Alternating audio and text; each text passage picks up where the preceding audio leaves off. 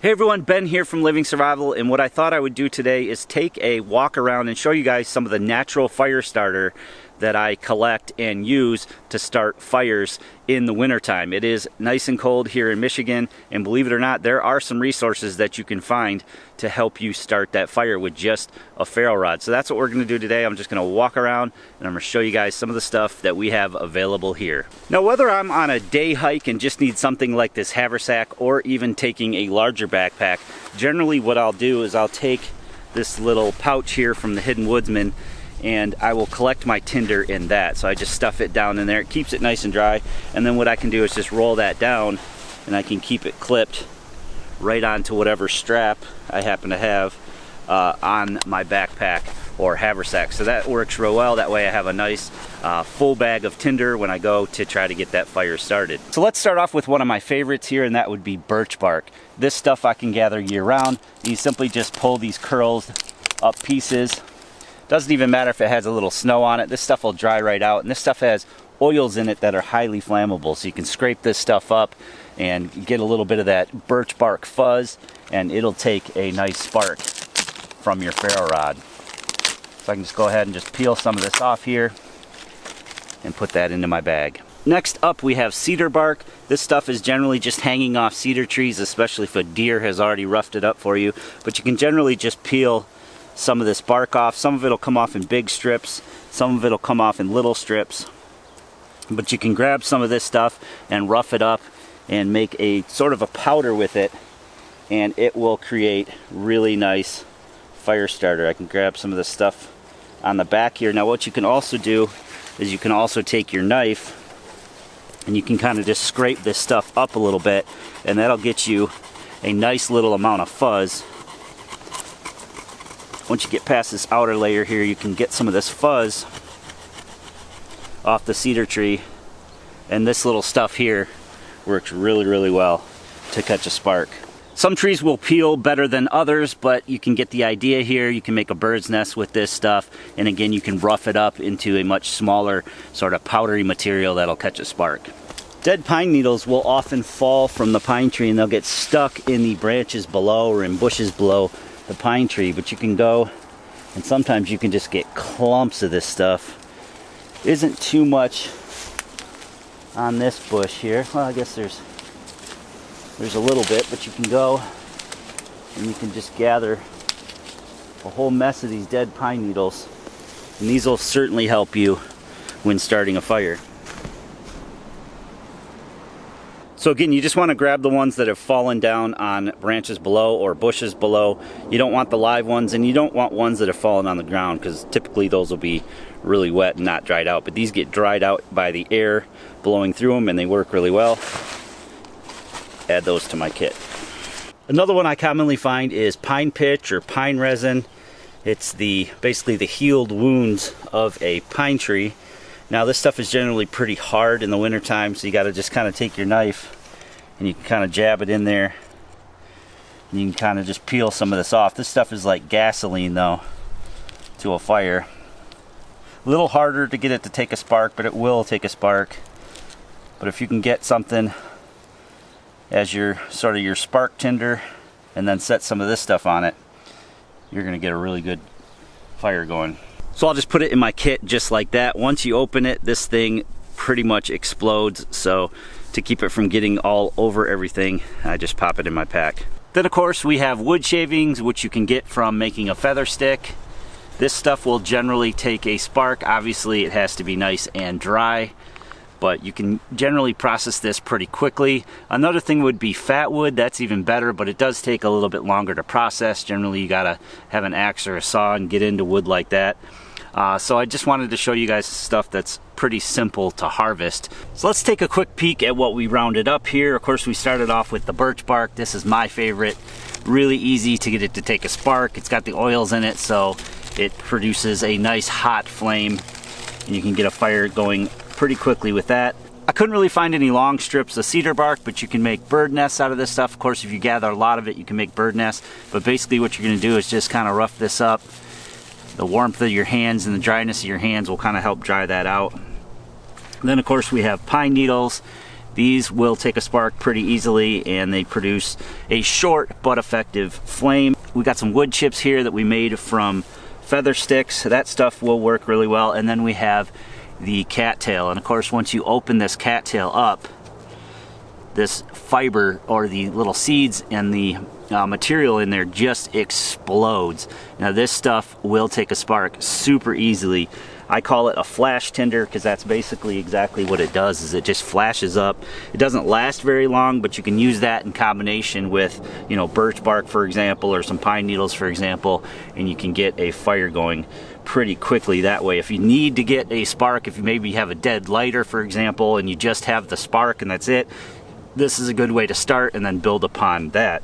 Now, it's always a good idea to have a backup when it comes to fire starters. This stuff from Pro Camp Tech is what I always keep in my packs. Maybe you don't have any good natural tinder in your area. Check this stuff out.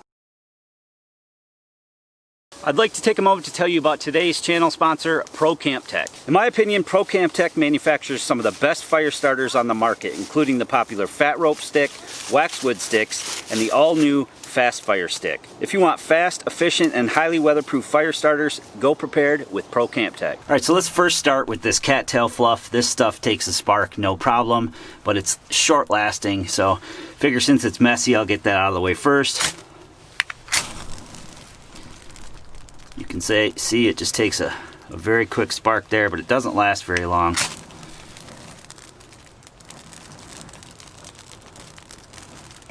So it's definitely more of a flash tinder, but there is a ton of it in just one pod, and you can use that to get other things lit, such as birch bark. Speaking of birch bark, generally I will just rough this up with my hands, create some friction, helps dry it out. Stuff is a little bit damp. All right, let's see if we can get a spark going in that.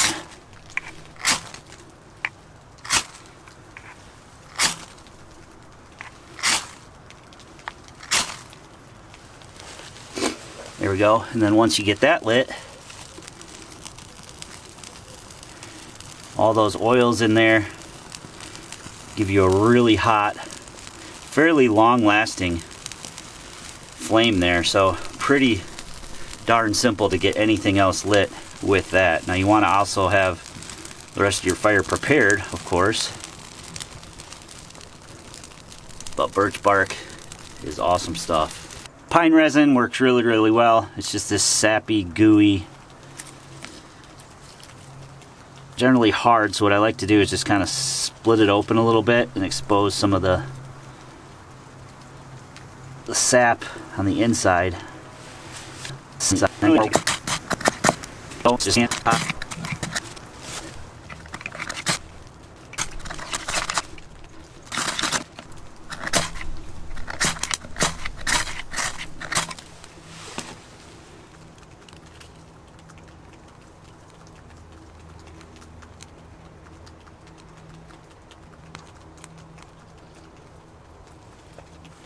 And once you get this stuff going,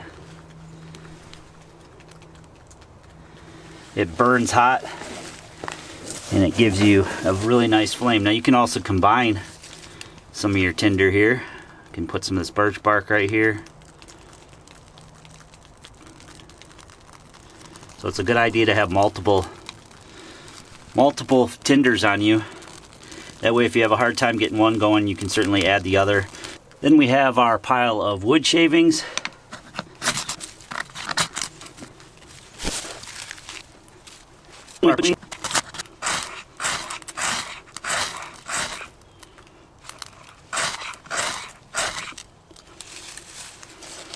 Which can take a little bit of time to get started, but it works great, burns for a while, gives you a lot of time to add in your other wood. And of course, if you had trouble getting that started, just take some of your cattail fluff. Again, make combinations of what you collected.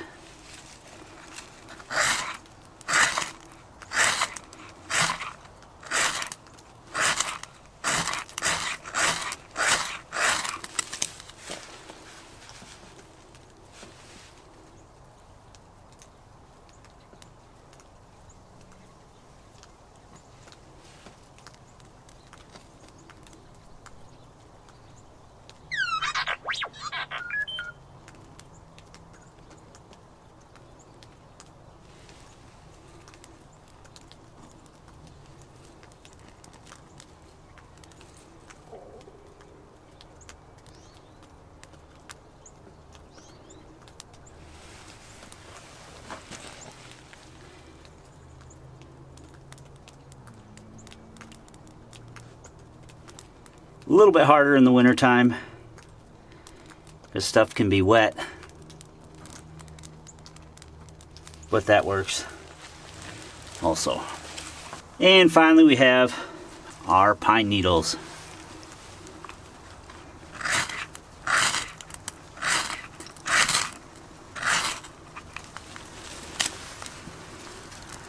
Those go up pretty quickly.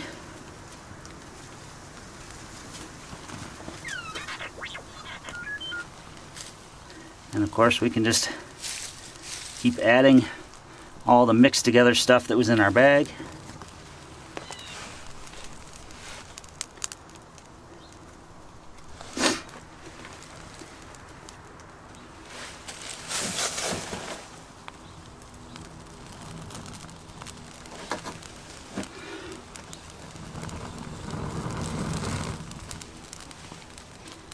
And we have fire. Now, other things that I commonly find would be milkweed pods if they haven't spilled their seeds yet. That stuff works pretty well. Thistle works pretty well. Just similar to the cattail, it's more of a spark tinder. I don't generally like using dead leaves or dead grasses. They generally hold moisture even though they seem really dry.